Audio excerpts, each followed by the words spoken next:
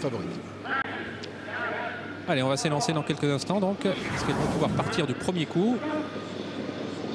Ouais, on est bien parti. Sometime n'est pas très bien parti. Elle porte le numéro 9 et elle se retrouve très loin des premières. Et pendant ce temps, donc c'est Miss Chip Face, le numéro 4, qui est la mieux partie avec Samarat Favrol, avec Célessa Audelou, le numéro 15. Et en quatrième épaisseur dans le premier tournant, on retrouve Sissi Morinville. Une première disqualification, elle concerne Cilantro, le numéro 3. Décidément, elle est fâchée avec le mode de départ française, puisque l'autre jour, elle était déjà restée au poteau. Un peloton, Michel, bien compact pour bien compact, passer dans les tribunes. Il va falloir que ça s'arrange pour les chevaux qui sont à l'extérieur, parce qu'ils ne vont pas faire tout le parcours comme ça. Et on voit d'ailleurs les chevaux progresser maintenant. Et tout le monde est très très groupé, vraiment. Et en ce qui concerne Christophe Martens aux commandes du numéro 6 Mururoa, eh bien il se trouve pour l'instant à l'arrière, à environ 12-13e position, mais elle n'est pas hors course, hein, elle est partie correctement. C'est ce qu'il nous avait dit, il a dit qu'il allait un peu accélérer son départ, elle est en queue de peloton mais très bien. Et vous voyez, on commence à venir par vague et certainement que ça va durer un petit moment comme ça. On voit notamment le 16 ici Morinville qui va prendre l'avantage, on voit Swoodia qui est très bien placée, qui va essayer elle aussi de se rabattre vers la corde, c'est très important. Et bien sûr, ça va mettre les chevaux deux par deux et ensuite on va calmer un peu le jeu, je pense. On fera que le numéro 9 Sometime est hors course suite à son mauvais départ. Le bas de la descente avec la favorite Soudia qui se porte maintenant aux commandes de l'épreuve. Sissi Morinville qui avait fait beaucoup d'efforts, la laisse passer sur une troisième ligne. Le 4 Miss Chip Face, Kazakh Bleu Ciel. Célessa Audelou est en troisième position, progresse à l'extérieur avec Star Céleste, le numéro 10 Kazakh rayé blanc et vert. Star Céleste qui pour l'instant n'a pas le meilleur des parcours, puisque vous voyez, il cherche absolument un trou, mais il aura peut-être du mal à se mettre dans le dos de quelqu'un. On ne le laisse pas faire, donc il est parqué un petit peu en dehors. C'est jamais très facile d'avoir cette position là.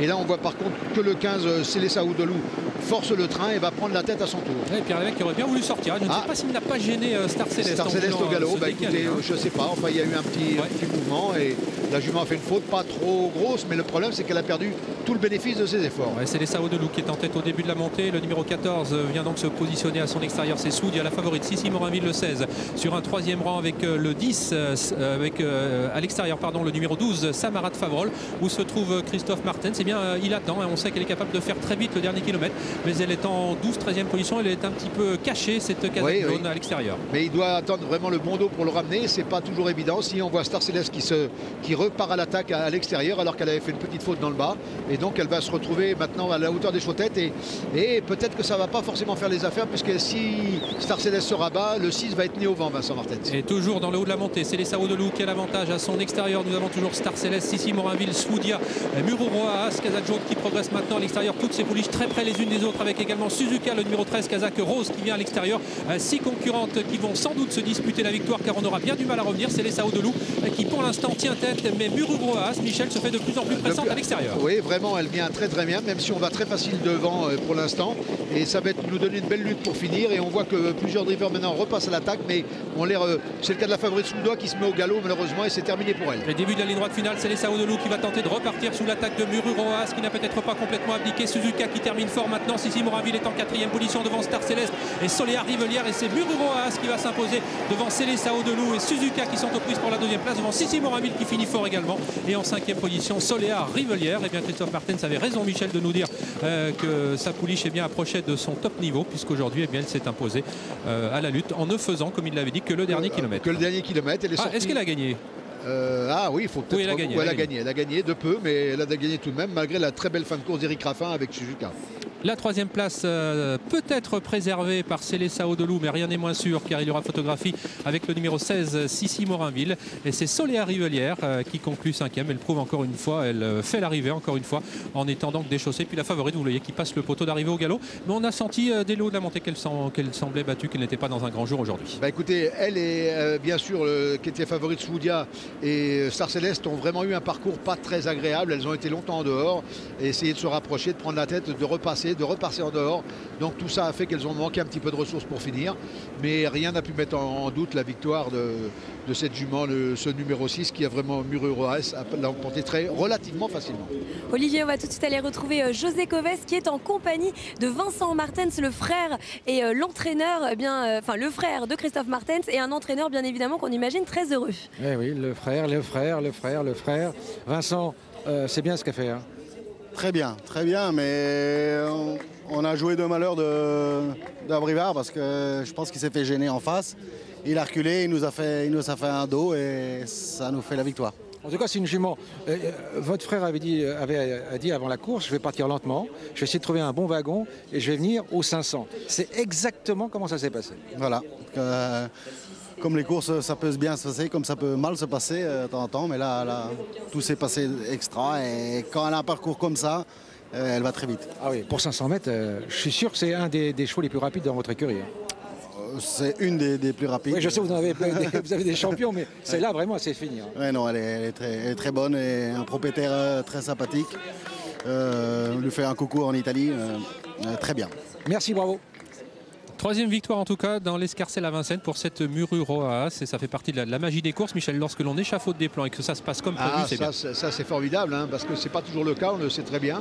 Alors elle est partie tranquillement au sein du peloton. Voilà, elle est partie un petit peu en retrait, mais il ne peut pas la lancer parce que vous voyez ce qui est arrivé à celles qui se sont élancées.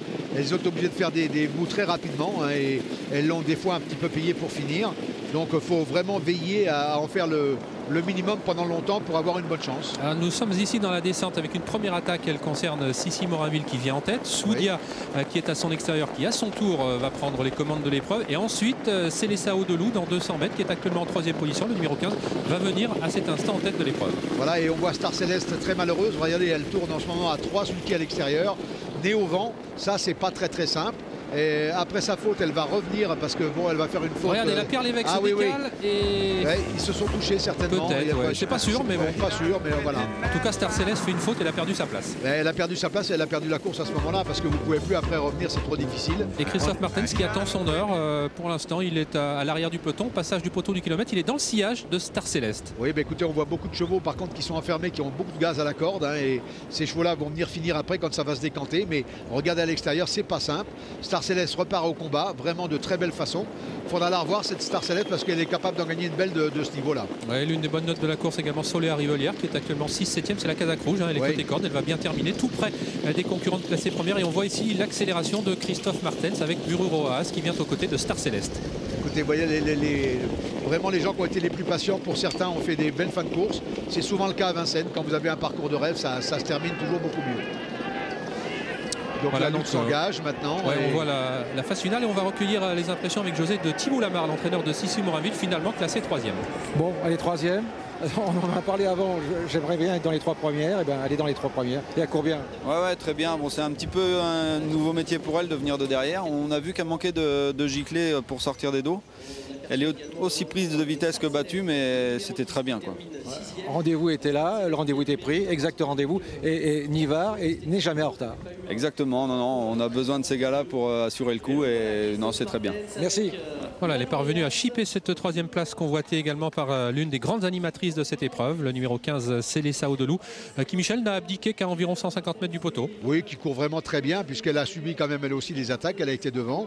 Donc c'est jamais simple de tenir jusqu'au bout, on le sait bien. Et les chevaux qui ont été un petit peu plus patients, hein, c'est le cas du gagnant notamment, ça leur donne un peu de gaz pour finir. Ils en ont profité pour gagner le sprint du peloton, si je puis dire. Voilà, l'année 2011 avait été particulièrement fabuleuse pour le clan Martens. Elle commence très bien. Il y a eu une victoire hier après-midi à Cagnes-sur-Mer. Il y a cette course événement cet après-midi à Vincennes avec l'une des favorites, Mururoa As, l'hippodrome de Vincennes, que l'on retrouvera demain, ma chère Amélie, avec de nombreuses animations. Beaucoup d'animations et une journée spéciale western demain sur l'hippodrome de Paris-Vincennes. On vous attend donc bien évidemment nombreux.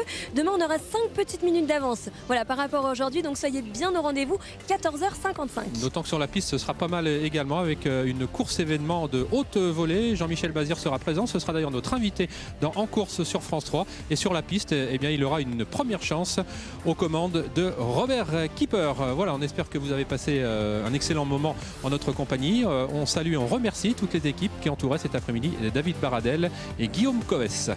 À demain, Olivier. À demain, au revoir.